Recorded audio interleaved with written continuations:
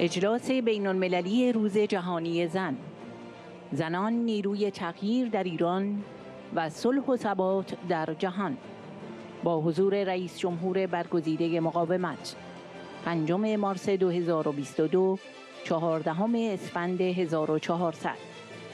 قسمت آخر.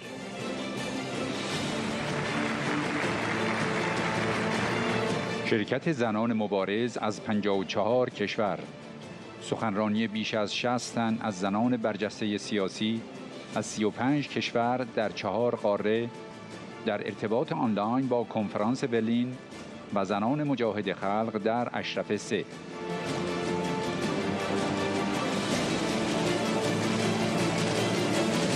همبستگی با مبارزه زنان اوکراین.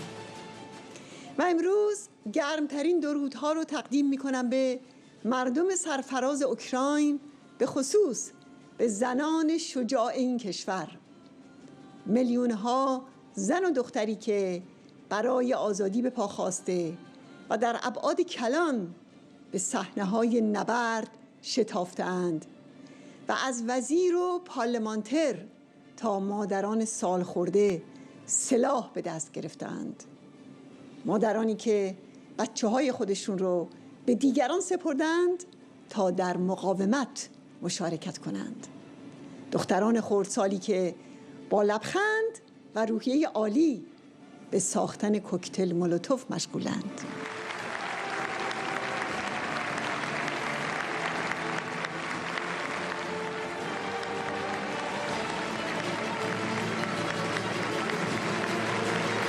Thank you so much and glory for Ukraine.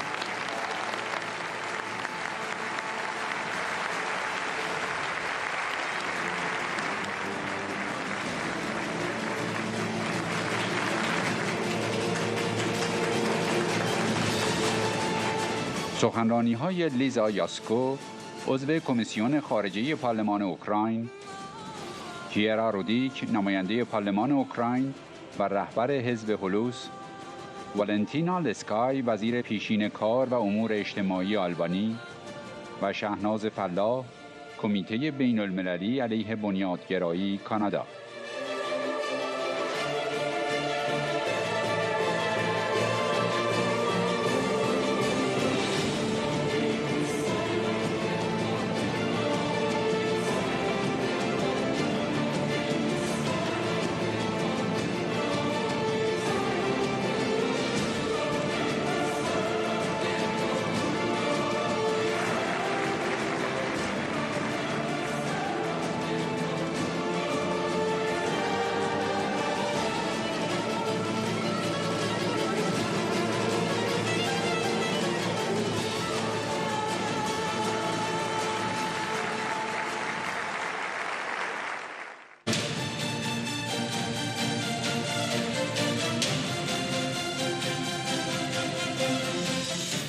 لیزا یاسکو، عضو کمیسیون خارجه پارلمان اوکراین: اگر ما ایمانمان را از دست بدهیم، به قدری درد و رنج هست که هرگز پیروز نخواهیم شد.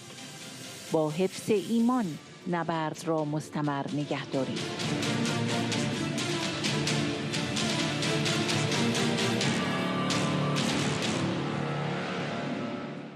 Good evening to everyone.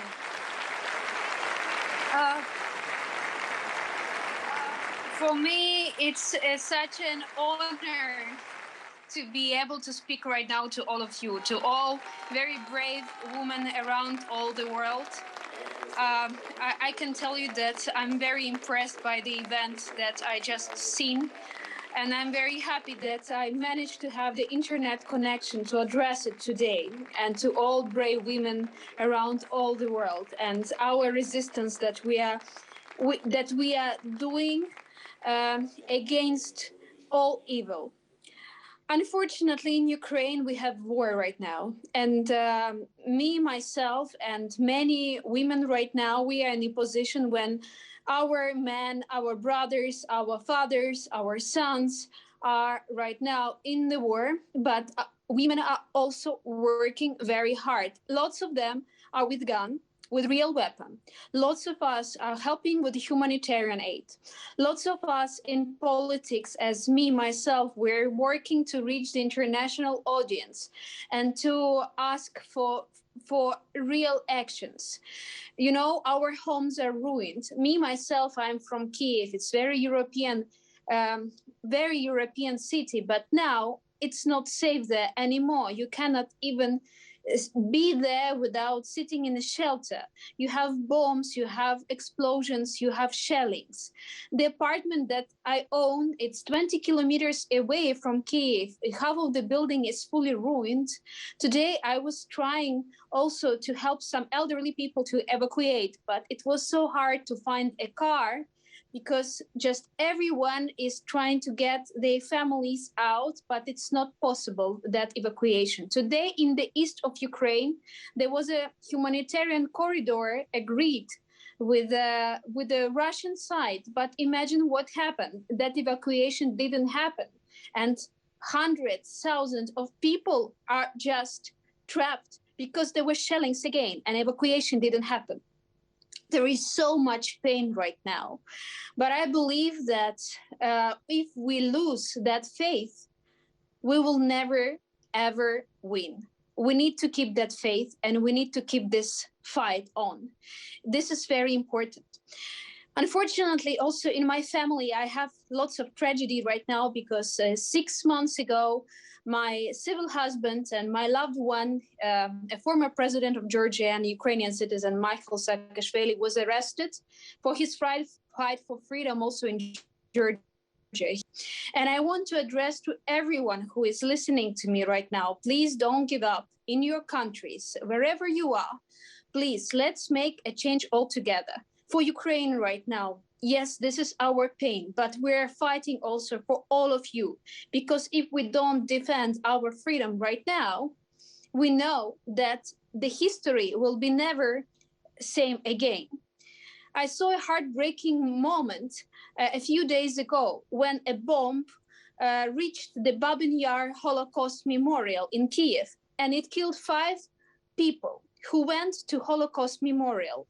And there was a woman somewhere not far, sitting in a shelter, an old woman who survived the Holocaust, who is around, I think, 90 years old. And she said that in her childhood, all her relatives were killed by Nazis in Babin Yar. And she could never imagine that in a peaceful Kiev, she'll be sitting again in a shelter and someone will want to kill her. It's a very heartbreaking moment. But let's remember that eyes of children and that faith and love that we have right now in Ukraine. I'm very proud of my nation, and I want to send all my love to all of you so that we all make a change. We need peace. We need peace in Ukraine. We need peace in Europe. We need peace in the world. Thank you very much.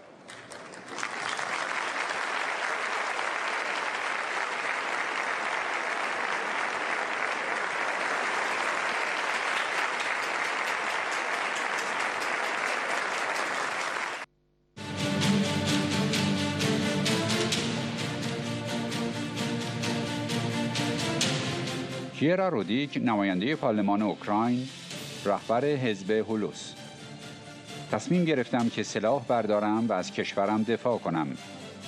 تفنگ کلاشینکوفم را برداشتم و تصمیم گرفتم که به مقاومت بپیوندم. مقاومت تنها راه رسیدن به صلح است. ما می جنگیم تا مطمئن شوند ما هر اقدام ممکن یا غیر ممکنی را انجام خواهیم داد تا از خودمان و از آزادی و کشورمان دفاع کنیم.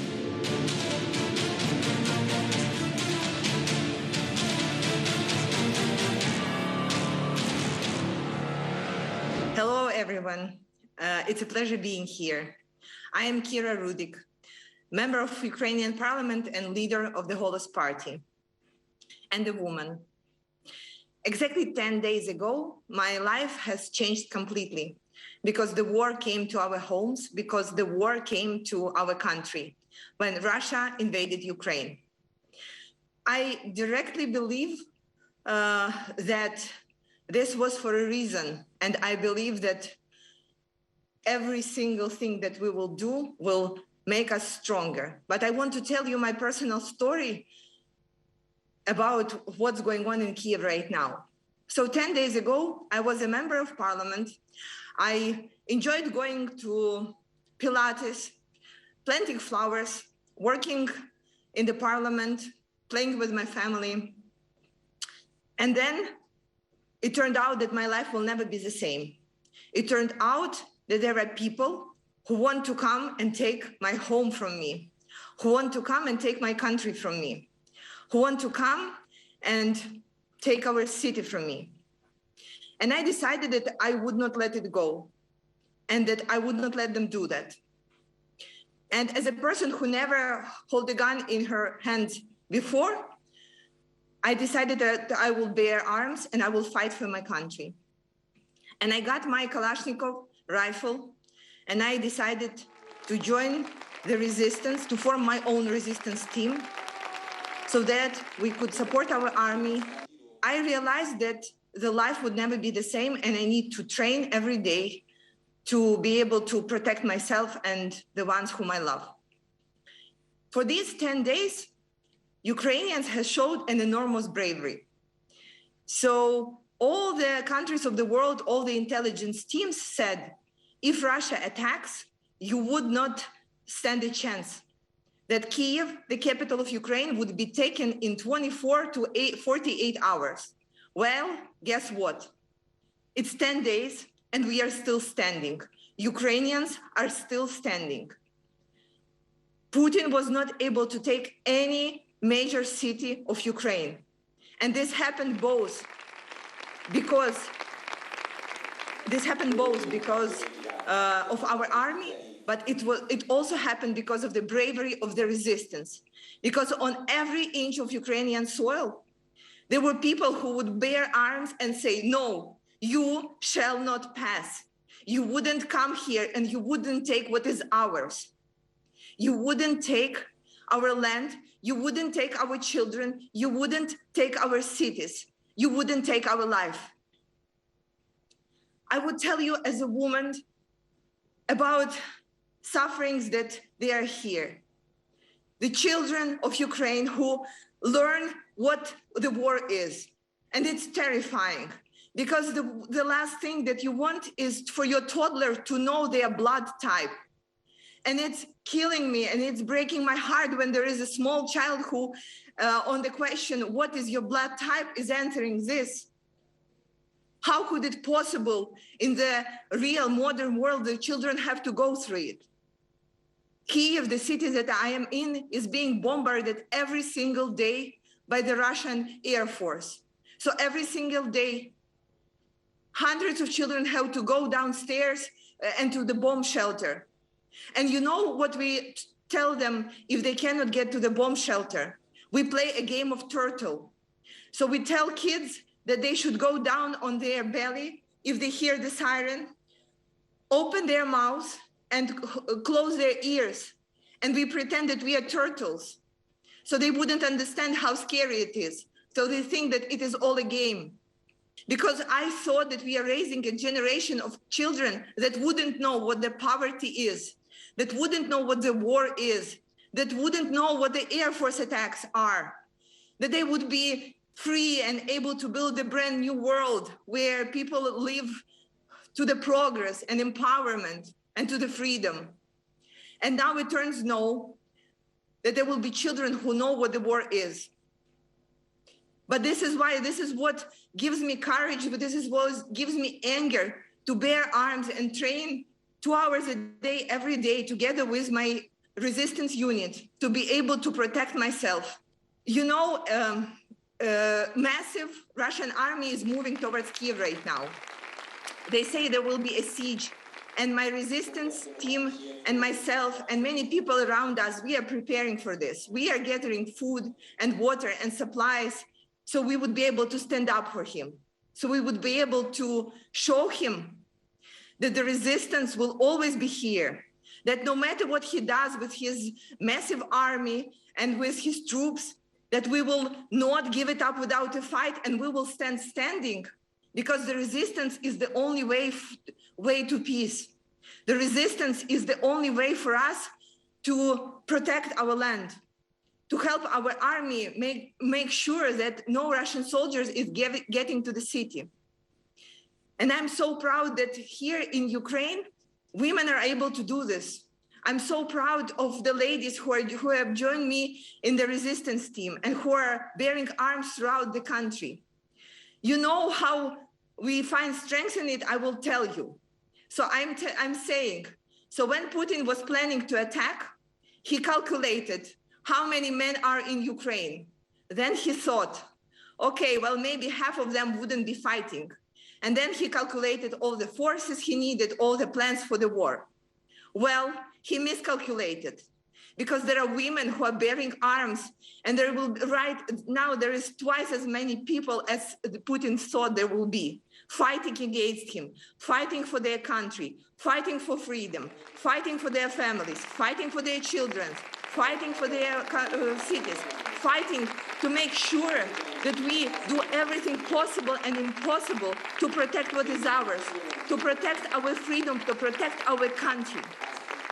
I'm not afraid to shoot, to fire a gun, but I'm very much afraid that we will not be able to give Putin a good fight. This is the only thing I'm afraid of.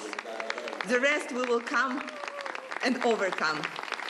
And I wish all of you strength, and I wish all of you lots of power and love, because this is what unites us. Ability to fight for what we think is ours, ability to fight for our values, and ability to fight for our freedom. Thank you so much, and glory for Ukraine.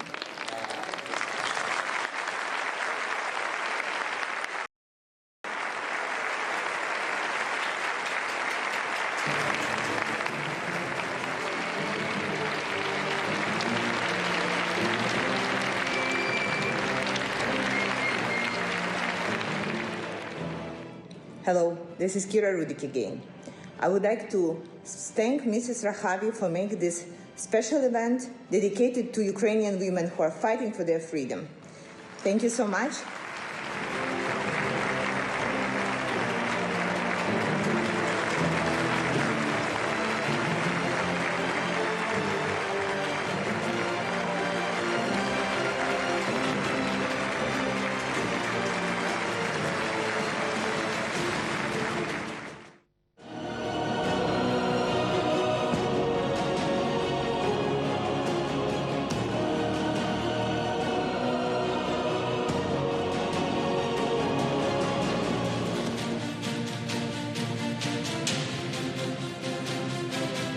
والنتینا لسخای، وزیر پیشین کار و امور اجتماعی آلبانی. ما در مورد زنانی صحبت می‌کنیم که همه چیز را برای انقلاب و برای آزادی کشورشان فدا کردند. زنان مجاهد از زندگی معمولی خود در عراق و از فرزندان خود گذشتند. این طاقت فرساترین تصمیم برای یکایک آنها بود تا مسیر را برای آزادی کشورشان و سعادت تمامی کودکان ایران هموار کنند.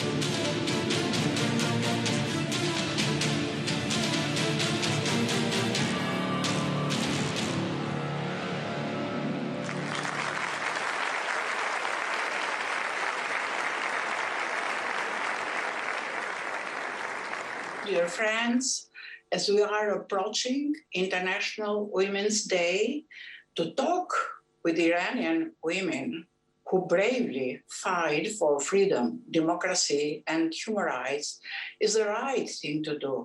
I'm happy to be here with you today because I think it's a human obligation to be with women who suffer from the most repressive regime.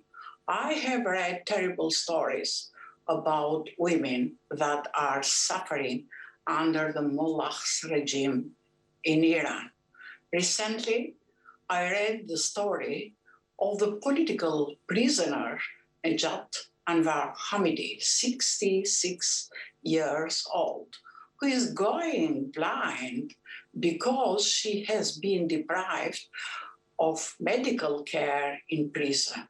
But the story of Najat is not the only one. It's a story of thousands of women who have been put in prison women who have been killed in the street or burned out with acid in their face only because they want freedom. We are talking about women who spent 40 years of their life against dictatorship and for democracy. The revolution in Iran was about freedom for the Iranian people, and they still want that, and they deserve that. In their long struggle of debates, women of the Iranian resistance movement have sacrificed everything for the liberation of their country from the clutches of the ruling religious dictatorship. They sacrificed their comfortable life. When the war broke out in Iraq, they sent away their children to safe place. As women, we all understand how harsh is this and how difficult it can be for a mother to live away from her children.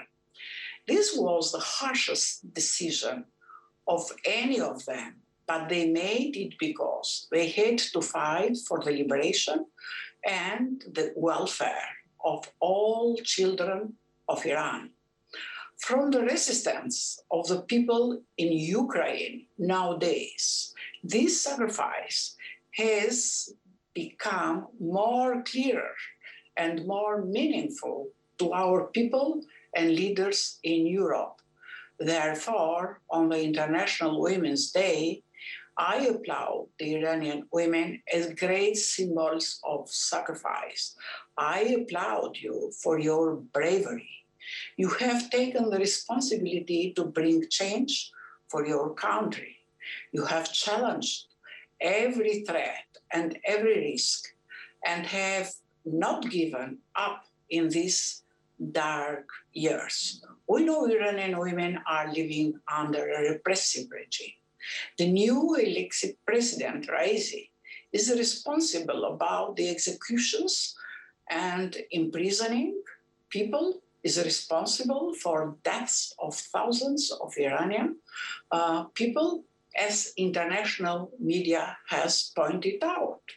But we have to make clear that the Iran regime is a threat not only for the Iranian people, it's not only for this country, it goes beyond.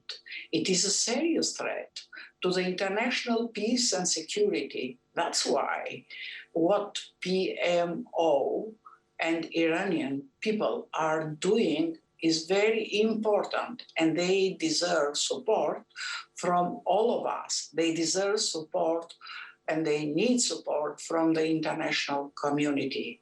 Women who is leading this global movement for freedom and democracy for the Iranian people, Madame Rajavi, whom I support, is an inspiration for all women who are resisting the mullah's regime. I know her since many years, and she is smart and brave woman. Now, more than ever, it is critical that we continue to support Madame Rajavi's 10-point plan for the future of Iran and her movement, which represents the democratic aspiration of the Iranian people. It is time for the regime to go. Iranians deserve the right to choose their own future. We want to tell Iranian women that they are not alone. We know that freedom and equality are the only answers to all the problems that Iranian society face, and I believe it will arrive soon. I believe in a free Iran, when people can live free from the violence, when people can enjoy their rights.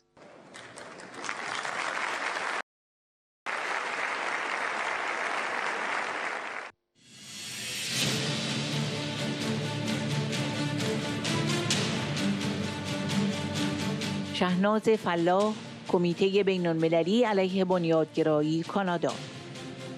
امروز مادران اوکراینی برای نجات فرزندانشان و برای جنگیدن برای آزادی کشورشان مجبورند از عواطفشان بگذرند. 3 دهه پیش صدها زن مجاهد وقتی اشرف زیر بمباران‌های شدید بود برای ادامه نبرد سرنگونی و فردایی روشن برای همه مردم ایران فرزندانشان را به مناطق امن فرستادند. رژیم آخوندی و مزدورانش 3 دهه از تلاش می‌کنند این فداکاری بزرگ را وسیله تخریب چهره زنان قهرمان مجاهد بکنند و میگویند زنان مجاهد عاطفه ندارند و فرزندانشان را رها کردند. اما حقیقت این است که این زنان انقلابی که همه چیز خود را فدای مردم ایران کردند بالاترین عواطف انسانی را دارند و شایسته بالاترین تقدیرها هستند.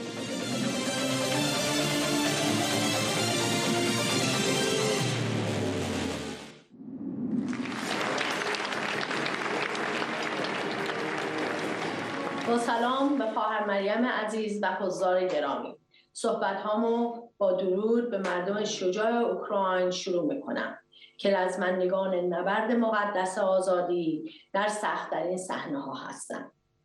این روزها دیدن صحنه‌های خداحافظی مادران اوکراینی با بچه‌هاشون، بلافاصله صحنه خداحافظی زنان مجاهد با بچه‌هاشون رو برام تداعی کرد. دیدم منطق مبارزه برای آزادی در همه جا یکسانه. امروز مادران اوکراینی برای نجات جون فرزندانشون و برای جنگیدن برای آزادی کشورشون مجبورن از عواطفشون بگذرن. 3 دهه پیش صدها زن مجاهد وقتی اشرف زیر بمباران‌های شدید بود برای ادامه نبرد سرنگونی و فردایی روشن برای همه مردم ایران بچه‌هاشون رو به مناطق امن فرستادند. رژیم آخوندی برای مقابله با محبوبیت مجاهدین 3 دهه هست که تلاش میکنه همین فداکاری‌های بزرگ رو وسیله تخریب چهره زنان قهرمان مجاهد بکنه و هر روز خودش و مزدورانش میگن زنان مجاهد عاطفه ندارن و بچه‌هاشونو رها کردن. حقیقت اینه که این زنان انقلابی که همه چیزشونو فدای مردم ایران کردن بالاترین عواطف انسانی رو دارن و شایسته بالاترین تقدیس‌ها هستند. این شیطانسازی ها فقط محدود به زنان نیست و رژیم با انواع اتهامات تلاش میکنه همه ارزش‌ها و نقطه قوت‌های مجاهدین رو به عنوان ضد ارزش جلوه بده. اما خوشبختانه مردم ایران قدرشناس فداکاری‌های فرزندان مجاهدشون هستند و با این دروغ پردازی‌ها بیشتر به خباثت رژیم پی میبرند و بیشتر از مجاهدین حمایت میکنند.